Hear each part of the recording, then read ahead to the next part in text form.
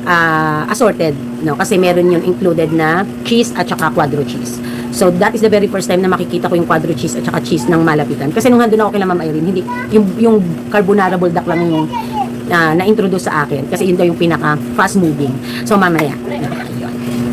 Pagbilan muna natin ang kapatid ng ating supplier. So, starting today, hanggang bago magpasko, mahigpit at matinik na allocation of budget ang dapat na gawin natin kasi magpapasko na. So, kailangan we have to make sure na lahat ay maano na natin, mabigyan natin ng atensyon at minsan isip ko, lalo na pag matuma, ano kung mababudget ito? Tapos, syempre, may mga dumadating na bills na bayarin, gano'n. And then, nag-text si Kuya Joseph, this coming Thursday, ano ba ngayon? 15, 16, 17, December 18, mataas na ang Red Horse. So, kailangan na tomorrow, 16 and 17, makakuha ako ng stocks na ano. But, according nga to Daddy Park, hindi mo naman na maiiwasan yan, magtataas at magtataas. But if you can do na makakuha tayo ng marami-rami, edi go. Kung hindi naman, wala tayong magagawa, no? But as of now, meron pa naman ako dyan. Meron akong itong Red Horse na 500, and then ang aking mucho ay meron pang 6, and then meron pa sa ref. So, dadagdagan na lang natin. And then, refill na lang yung mga na-empty. Kasi may mga na-empty din na basyo na walang bote kasi hindi pa binabalik ng mga namili, no? Yung mga nag-deposit, ganyan. As long as ma-provide yung pangangailangan ng ating mga customer when they buy. Nasa around, sa per case, nag-around to 45 to 60 pesos yung itataas ng mga per case ng beer. So, iba't iba na yun. Hindi ko na iisa-isahin. So, ganun kalaki. No? Ganun ka. So, kasama tong diaper na to sa pinamili natin. Nilagay ko lang dyan. Tapos, eto, 2 box. And then, ayun. 3 box to. Saka itong konting chichirya. Walang makitang maliit na loaded. Malaki tuloy pa rin yung nabili ko. Walang makuha na. Puro loaded white ang meron. At saka bread pan green. Wala. Puro white. So, eto pa, tsaka ayan pa. Ayan. Tapos, eto yung sinasabi ko sa inyo. So, eto yung bubuksan natin. So, buksan natin sabay-sabay para makita natin. Ayan. Actually, binubuksan nila yan kasi binibilang nila tsaka pinapunch. Okay. Kasi per piece yung price niya. So, si Direct Way, malaking supermarket but in retail industry. So, ito yung flavored mango. Ayan siya. Para siyang yung, yung ice cream ng Korean na pick me ice cream na Korean na binili ko. So, ito daw ay juice lang talaga. So, tingnan nga natin. Jelly juice. Ayan. Ayan, taray. Sino ang may gawa? Sino ang may gawa nito? Lay Hong Hong. Ayan. So, ito puro sunrock shell sa sabon. Tingnan natin yung orange. Meron tayong orange. Parang halos kala mo. Actually, meron din green apple. Di na ako kumuha. Ito, strawberry. Ayan. Pinano ko lang yung mga mabibili. Kasi kung sa Sesto, yan yung mga mabibili. So, ginaya ko lang din yung So, ang cute niya. Ano be? Nice. Ayan. So, mamaya na tayo ulit mag-usap. Kasi, syempre, ayusin ko muna to. Ihabol ko bago mag-busy. No? So, yun nga pala, yung mga ice cream, magre-restock na tayo. Especially ang Herns. Kasi, wala na tayong mga very fast moving na flavor ng Herns na galon. So, kailangan natin maghanda ng at least 10 to 15,000 kay Hermes. Yan. Tapos kay Ace, kasi dahil meron tayong stock ng konti-konti, kailangan mag-stock tayo ng mga around, kailangan mamili tayo ng, may mga 2 hanggang 3 deliver pa naman sila bago magpasko. Yung mga nabili, pupunan lang natin. Kasi after Christmas naman, babalik naman sila ng delivery.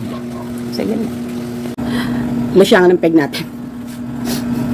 Madaling araw na. Wala ko masyadong tulog, guys. Wala talaga. Wala kahapon. Pack. Vibrant. Okay. Meron tayong i-unbox. Wala. Dumikit yung papel.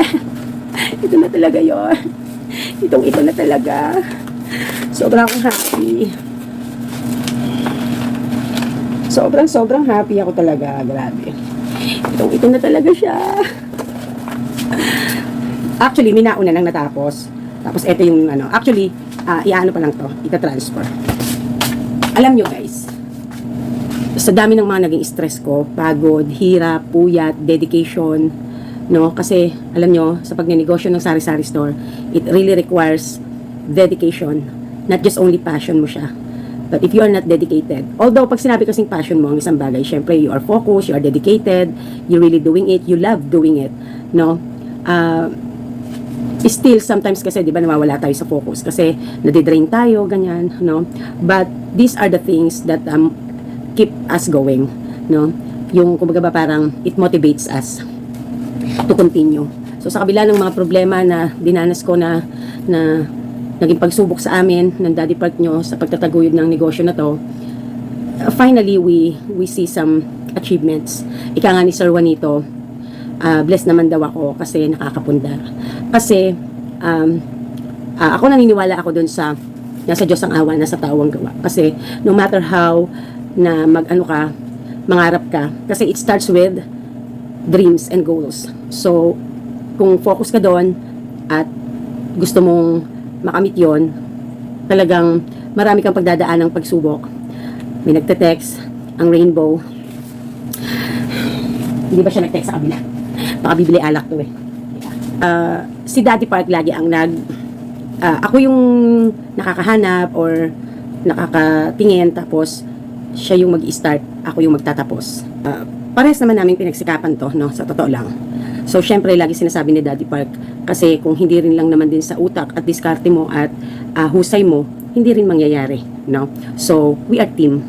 Although, hindi na maiwasan, nagtatalo kami, ganyan, may mga pinagtatalunan kami, pinag-aawayan kami, but at the end of the day, you always find yourself, you always end up being together, kasi meron kayong goal. So, siya yung mag-i-start, kami ni Story, at saka siya ang magtatapos. So, I'm happy and proud to say na isa sa mga na-achieve ng ating tindahan ay ang makapagpundar tayo ng property. So, sobrang thankful lang ako kay Lord kasi akala ko talaga lahat ng mga naging decision ko na mga big decisions mapupunta lang sa wala. And I finally get the proof. No, napakasarap kasi sinamahan nga ako ni Daddy. Hinintay na lang niya ako sa sasakyan. Kasi sandali ko lang na may re-receive ko lang naman kasi nga tapos na nga ito. No, itong ating mortgage na property na ito yung may possible na pagtatayuan natin ng ating pangarap na bahay. So, ito yung pinakamalaking challenge ngayon na papaano ngayon kami makapagpapagawa kasi literal wala pa ako kahit piso na naitatabi. And I'm trying my best to find ways to have additional income kasi para makaipon. Hindi naman ako nangangarap ng bonggang pamamahay. Yung ika nga ni Daddy, ang gusto ko lang masigurado na yung pundasyon ng itatayo nating tahanan para sa atin ay masisigurado kung kahit sa mga kaapu-apuhan natin maaabutan nila na matibay. Yung sabi daw niya na kahit mamatay ako, alam ko safe kayong mag-iina. Diba? Sarap ng paaramdam ng ganun. So, proud ako kasi usually kasi diba yung mga usual na kapag may asawa kang foreigner, diba dapat buhay prinsesa ka kasi nga dapat this time mauta ka o ka ganyan. But hindi kasi sa akin nangyari yung Cinderella type na buhay ng ibang mga nakapag-asawa ng AFAM o nagkaroon ng partner. Ako tinanggap ko yung fate ko na ganito eh. And I'm so proud and happy na masasabi ko din na half of this dreams na paunti-unting nakakamit namin is I'm literally part of it. Masasabi kong as a team, me and Daddy Park, masasabi ko na ito yung self-made. Pero hindi self-made kasi hindi nga tayo mag-isa, diba? Team-made. You know, yun yung masarap. Kasi gano'n naman talaga dapat, 'di ba, sa mag-asawa. Although kahit naman sa nasa Bible, 'di ba, na ang lalaki ang dapat na maging provider, ganyan-ganyan. So sa panahon kasi ngayon, hindi 'yun ang hinihiling. But if I compare my life before, okay na 'to na napapagod man ako, may nakikita ako at talagang literal na parte ako nung nakakamit na pangarap, no. It's just happened kasi lang na siyempre si Daddy Park hindi pa naman kasi niya supposedly retirement years, but wala tayong magawa kasi na-aksidente nga, 'di ba? So may good riddance yung mga nangyari kasi dati pinanalangin ko talaga na kasi lagi ako nag-aalala sa kanya doon sa Canada na paano siya, baka mapano siya ganyan. Kasi mag-isa, yung sa truck lang natutulog, ganyan. So, nagdasal ako noon, naalala ko. Ay ko, Lord, hindi namin siya lagi nakakasama pag Pasko. Tapos nag-pandemic pa, baka magkasakit siya, baka mamaya, hindi natin masabi. Hindi pa namin nasusulit yung buhay together. Tapos, magkalayo, di ba? LDR, yung mga bata. Syempre, they are longing for Him. Sabi ko, Lord, sana naman, ano kaya yung magiging dahilan? Gaano pa ba katagal yung ipagtitiis namin na malayo siya kasi kailangan niya kumayod para sa future. Sana magkaroon naman na makakasama namin siya lagi kapag Pasko, kapag kami mga important equation, na hindi ako nag-aalala na at least nakikita ko siya na just in case na may mangyari or ano man pa, andyan ako para magbantay. Yung talagang kasi iba yung malayo eh. Hindi ko naman aakalain na isa sa magiging dahilan, kinuwento ko to kay Daddy na nag-stay ka nga dito sa Pinas, pero dahil na-aksidente ka at you are not fit to work na anymore. Pero kaya pala nangyari yon kasi may ibibigay siyang bagay na susubukin lahat, yung relationship, yung pagsasama, yung pamilya, yung pagiging teamwork, ganyan. So sobra lang akong happy kasi nakikita na namin. It took a while, pero getting there. Malayo pa, pero getting there, no?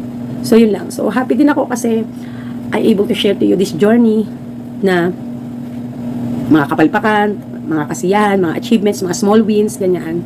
So I'm pretty sure na marami dyan sa mga naging viewer ko na they also started in humble beginning, and after years ng pagtitiis, pagpapagal, pag-grind, araw at gabi, nakapagtapos ng mga anak, nakapagpundar na, ganyan. So kasi kami talagang, we really started, hindi lahat sa amin ay maginhawa, hindi lahat sa amin ay libre, ganon. Anyway, baka maano pa tayo, na-share ko lang naman to inspire you guys, no? So talagang kapag sa mag-asawa, pagka pinipili pa rin na magkasundo at magkaisa sa isang layunin, sa isang pangarap, walang hindi matutupad. Basta parehas kayo ng gustong patunguhan, no? Alam niyo, sa English lang talaga kami nahirapan ni Daddy Paki. Pero at the end of the day, isa lang din yung pipiliin namin, syempre yung isa't isa. So, eto nga pala, nabili ko to ng buy one take one. Mura ang naging deal ko dito. Lagi ko sinishare ang link nito sa baba ng mga video ko.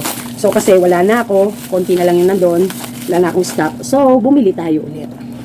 Ayan. So, goods na to hanggang ngayong December na matatapos. So, apat. So, buy one take one. Ang ganda ng deal ko dito. Okay? Ayan. Mabili kasi yan sa akin. So, eto pa isa. Surprise. Ayan. Ito. Ayan. Dumating na ito. Buldak box number 3. Pangatlong buldak na natin to. O, imagine nyo yan. 2 piraso na lang kasi yung nandun ko. Ayan. Pero sa tulad ng sabi ko sa inyo, umorder ako doon sa customer ko dito na nagtatrabaho sa isang Korean wholesale products. Malapit sa palengke namin dito. So, ang kagandahan ng deal nito, kaya sa kanila akong order, kasi makakadeal man ako ng maganda din sa online. The problem is, hindi ako makakapag-assorted. So, ito, assorted na. So, 40 pieces ang laman nito. Maganda rin ang naging deal ko dito talaga, honest. Ang laman ay, kung dati, lagi kong binibili ay Samyang Buldak Carbonara. Hinaluan natin ng Buldak cheese at saka ng quattro cheese. Ayan. So, sa isang balot, 5 pieces ang laman. And then, 4 na balot na ganito at saka tig-2 cheese and quattro cheese. Ayan. So, meron na tayong pambenta ulit. So, 6 na pack na lang yung aking nori, yung seaweed. 7 yung naka-display. And then, 8 yung nasa garapon. Kasi nga, nagtitingi ako 25 ang isa. So, soon, ay o-order din tayo ulit sa kanya. Kasi yung last time na seaweed box number 2 ay sa kanila ko na binili. And then, I try my best kasi feeling ko mas maganda ang deal ko sa online, sa Shopee. Wala na tayong 2 piraso na lang po yung ating itong lote na na luncheon meat. Mabili na rin po iyan. So, to God be the glory kasi sino mag-aakala na mga Korean products yan, hindi yan basic needs. Although pagkain yan, pero once na lang yan ng tao. Pero araw-araw hindi ako nasisiro. Nabibilan tayo at nabibilan. So, nabilan na rin tayo ng tteokbokki, no? So, to God be the glory. Diba? Ayan. At yung ating ice cream na Pick Me na Korean ay ang mostly na naubos na nauna ay strawberry. So meron na lang tayong konting mango and melon. Pero may parating ako na 2 box ulit yata or 4 na box yung binili ko. So, 'di ba? Ang ganda. Ang saya. So, masaya lang kasi at least hindi natin nakikita natin na hindi nasasayang yung ini-invest natin na puhunan para diyan at nakikita natin na talagang nabibili. So, actually meron din akong kasama din na order nung buldak na dumating to ngayong gabi. May kasama iyan na 5 tub ng kimchi. So, kunin ko lang. Ayan. 4 talaga yung order ko. So, sabi ko, baka pwede nang gawing 6. Nagpahabol ako. Wala na daw dahil sold out din sila. 5 ang naibe-reserve sa akin. So, ayan. So, to God be the glory, no? Kasi, may naghahanap kanina dahil nakabili, nasarapan, gusto ulit. So, nagpabalik-balik dito hanggang sa hindi na kinayang bumalik siguro dahil nga medyo natagalan din yung dating nung ating buldak, no? So, kala kasi, Sunday kasi dapat ng gabi. Hindi alam na yung Lunes, akala yun yung Sunday. Kaya ngayong Lunes lang na deliver itong order ko. So, anyway, handyan na, at least meron na tayo. So, again, yung kimchi, isa yan sa aming personal, ang dahilan ay personal na pagkain at kung mabenta ay ibebenta natin. So, unti-unti na rin nakikilala. So, yun. So far, wala pa naman akong naririnig na may request sila na additional, no? At kung meron tayong ma-discover na trending at gusto din nila, why not, diba? As long as binibili nila. So, yun lang. And, mag-shoutout tayo. So, super happy lang ako. Wait lang. Bibili ng gin 1 kahon. Discount. Tinawagan ko na. Hindi naman sumasagot. Ayan. Sabi niya, para pa daw sa 17. So, 16 to, bali 16 na ngayon. And, 16 na nga ba ngayon? Oo. Bukas, Wednesday. Ayun. Kasi, ang rules ko dito, hindi ko kayo basta ma-reservan ng yelo kung hindi rin kayo dito bibili ng alak. Kasi nga, kaya nga kami nagre-repack ng yelo at saka yelo para sa gin at saka sa mga soft drinks at saka sa mga alak. So, yun. Yes, yelo and gin. Okay. So, gin at yelo lang ang gusto niya ipa-reserve kasi meron na daw silang juice na grocery na daw sila. So, binigay natin ng presyong kasi po kapag katingi dito ang gin ay nasa 74. So, kapag ka po 1 box, bibigyan ng discount 72. Ayan, na-deal na natin. Nag-usap na kami. Dating gawi, pagka kumukuha sila sa akin ng 1 box na gin, makakakuha din sila ng yelo and then gusto niya kasi mga nasa 50 pieces na yelo. Kung magwa 1:1 sa gin, 24 lang ang 1 box, di ba? So, kaya gusto niya magpadagdag. So, wala namang sa akin problema yon basta bibili ng alak sa akin. So, yun naman ang lagi kong ginagawa kay Angel, yung suki ko na to na trans. Kasi yung mga rainbow na yan, halos lahat sila talaga sa akin bumibili. So, kaya safe yung yellow nila. Yun kasi yung isa sa pinaka-problema yung yellow.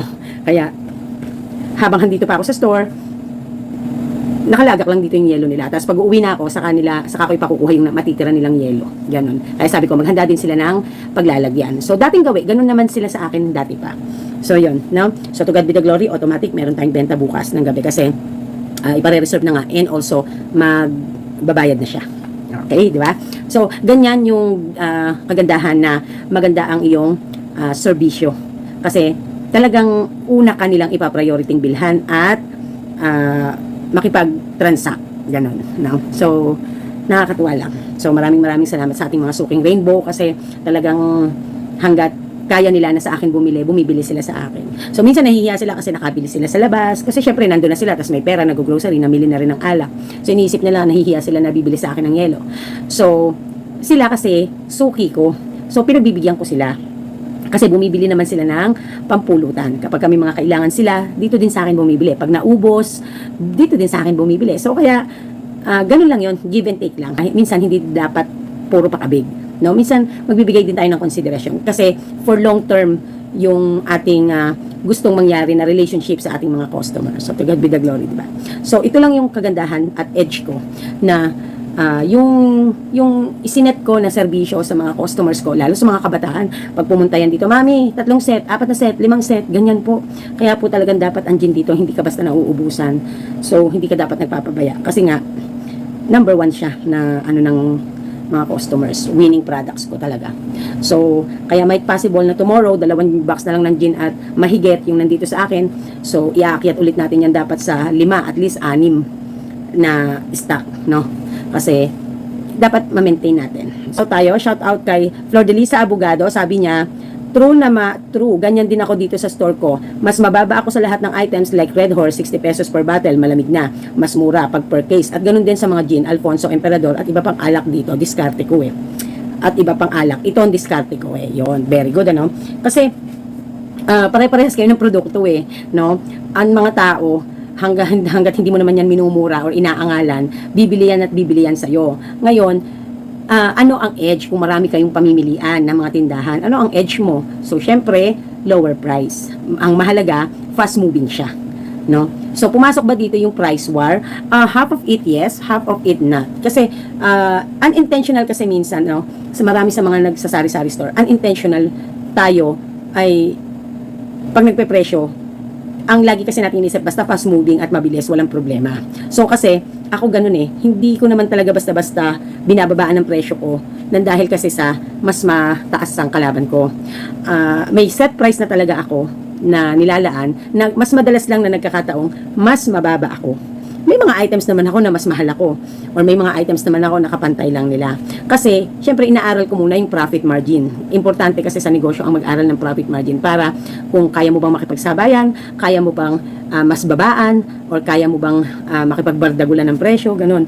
So, hindi sa lahat ng pagkakataon ay ginagamit ang price war dahil syempre, it depends sa kailangan mong profit margin para makakabi ka ng desired mong kita, and also, yung pinakaunang priority natin ay ma-priority muna or ma-cover up muna yung ating mga expenses, business expenses, not personal. Okay? So, lagi natin pinag-uusapan tungkol sa negosyo. So, whatever whatever can benefit the store, doon lagi tayo.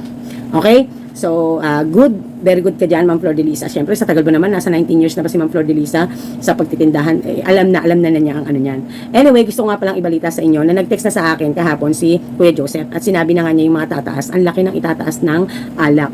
So, bukas, Martes, December 16, ay meron pa akong dahil nag-ipon din ako ng order sa kanya ng mga nakaraan. So, might possible na kumuha ako ng 15 hanggang 20 case Red Horse, no? So, ano na yon? Assorted na yon na 500 and 1 liter, mucho and 500 na Red Horse. So, malalaman natin, depende sa lalabas na, kaya kong ilabas na budget. Kasi, may mga ahente pa rin ako ng mga upcoming na for collection and also for orders like ice cream, dadating si Ace, and then sooner or later mag-order tayo kay Hearns. Siyempre kay Hearns might possible napapalo ako sa 10 to 15k. Yun ang aking tansya kasi sa dami ng mga kailangan kong i-refill at kailangan kong i-stock, no, para sa paghahanda natin. So yun, no. Anyway, Evelyn Permante, mind your own business na lang para di ma-stress. Diskarte kung gusto mo rin umangat. Ayun, heart. Sabi ni Ma'am Evelyn Permante. So, di ba? Tama naman, Ma'am Evelyn, na, alam mo yun, kaya ko yun ibinlag sa inyo kasi para, just in case, na doon sa mga, lalo na, doon sa mga magle-leverage, no, again, ipapaalala ko, kaya natin to binlag, para doon sa mga magle-leverage, magnanais na gumawa ng diskarte, kung baka mamaya, dumating sa punto na nakukonsensya pa sila, nagigilty kasi kung halimbawa gagawin din nila yung diskarte nung isang malaking tindahan na ipinost ng, yung binasa ko na ipinost ng isang poster na vlogger sa Facebook. So, para hindi kayo ma-feel guilt kasi lagi nating tatandaan na learning ang ating inaaral habang na sinusubaybayan natin ang ating mga journey, no? Or habang naglalakbay tayo sa ating paghahanap buhay. So, kaya gusto kong mai-input sa inyo na hindi masama as long as hindi tayo lumalabag sa karapatang pantao sa batas ng pagnenegosyo. So, tama naman si ma'am, no? Mind your own business. Totoo yun. So, kaya lagi kong pinapaalala na focus to your customer, not to your competitors. No? Kung ano makapagpapaplease sa customer mo, yon ang susundin mo. Kasi kaya ka nagtindahan para sa mga customer mo, hindi para sa mga kakompetensya mo. Kasi kung para sa mga kakompetensya mo, ano yun? Diba? So, yun lang, no? Anyway, thank you, Ma'am Evelyn Permante. Arlene Gonzalez, may natutunan na naman kami, Mami Park, kaya gusto kitang panoorin kasi marami akong aral na natututunan. Alicia Falia, good morning, Mami Park. Arlene Gonzalez, good morning, Mami Park. Arlene Fernandez, Mami, how about pag new business permit na may konting school supply na 3 sakong mga konting gulay? Ano pong business permit ang kukunin ko? Sari-sari store ba? O sari-sari store variety? O sari-sari merchandise po? Paki-enlighten po ako, Mami.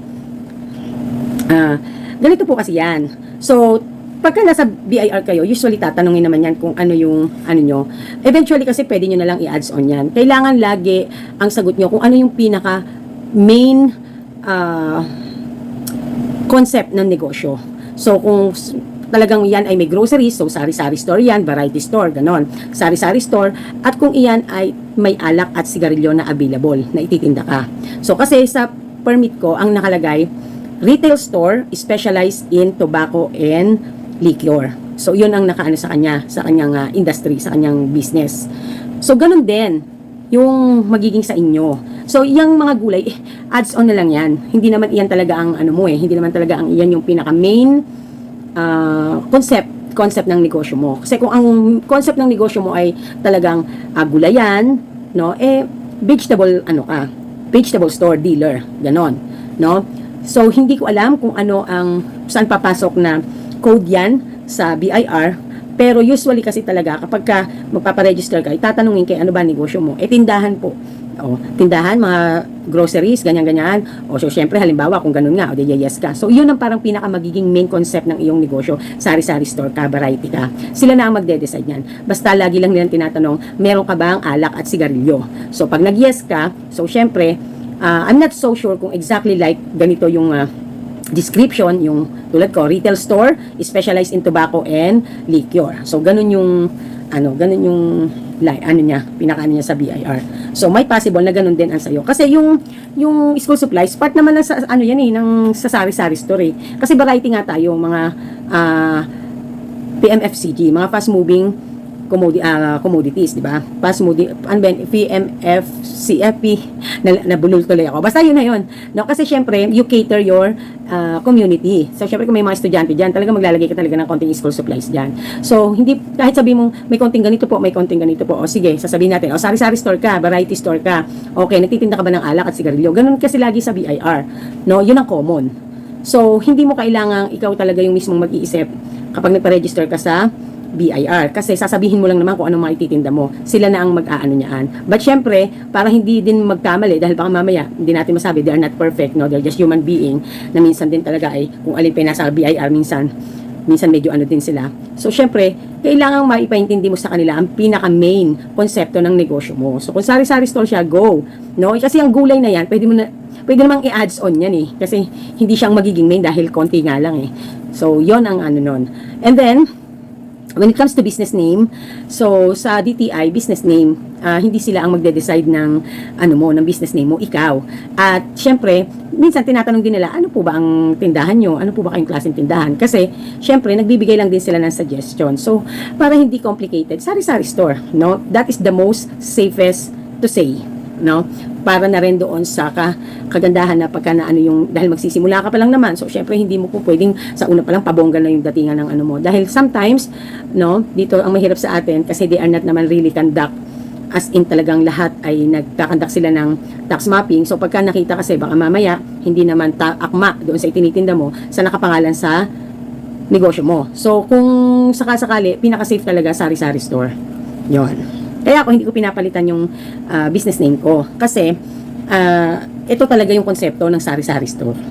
Sari-sari ang paninda mo. Okay? Ayan. Next is Ellen Pilar, watching po Mami Park always. Love you. Ayan, love you to. So, meron ako din gustong ihabol na i-shout out. Yung nag-comment siya doon, si Mariam Ligad Vlog. Sabi ni Mariam, doon nag-comment siya sa kahit tumumal man ang sari-sari store, hindi mawawala sa industriya. Bakit? So, sabi ni Mariam Ligad Vlog, hello, watching from OFW Taiwan. Bala ko nga din yan pag ako'y nakauwi ng Pinas. Ayun. So, shout out lang natin. Kasi, it's very first time na nakita ko yung may nag-comment, no? OFW to from Taiwan. So, yan. So, paano? This is Mami Park and this is Team Park. Nagsasabing tindera is my proud career. Fighting! Bye!